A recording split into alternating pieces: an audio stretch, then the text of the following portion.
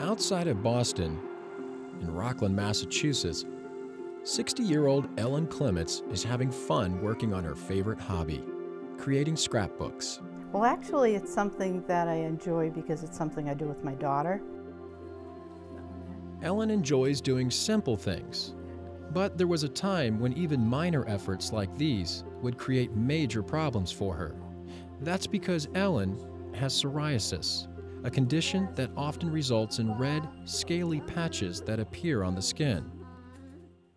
According to the National Institutes of Health, up to 7.5 million Americans have psoriasis. Essentially, people with psoriasis have skin that, quote-unquote, turns over more rapidly than it would if they didn't have psoriasis. So the manifestations of psoriasis, the thick plaques, the red plaques, the scaly plaques, is in part because of the skin is on overdrive. My scalp was one solid mass of thick skin. It's extremely itchy, it is scaly, and you can imagine if you're shedding a lot of scale all day, how that affects the people around you, and how it affects your own self-confidence, how it affects the clothes you're wearing. I was having all of these almost quarter size to $half size scabs, if you will, popping out all over my body. And then, of course, flaking all over my business suits, and I was constantly brushing myself off. It's something that we suffer mostly in silence ourselves, and we do suffer.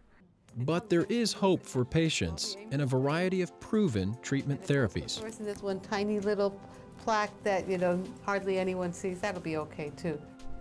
Topical treatments, in particular topical corticosteroids, are the most common treatment for all forms of psoriasis. For patients who are considered to have mild to moderate plaque psoriasis, UV light treatments may also be recommended. Moderate to severe plaque psoriasis may be treated with systemic therapies. These medications affect the body's entire system, not just the skin. The therapies we have now are vastly better than the ones we had a decade ago. The basic question from every patient is, how long do I have to be on this drug? And I say, as long as you want, but in reality, if you stop this medicine, your condition will come back because it's merely suppressive, it's not curative. Ellen's renewed confidence has encouraged her to help other people living with psoriasis. She is part of a patient group that goes to Washington, D.C. to raise awareness about the condition. I've gone to Capitol Hill and met with state representatives and state senators trying to find a cure. The goal that I have when I go to Capitol Hill is to have Congress listen, to understand that this is a disease for which there's no cure. It isn't a rash. It's a disease that has severe implications in a person's life. Newer therapies and treatments have made living with plaque psoriasis much more manageable today than in the past, and the future looks bright as well.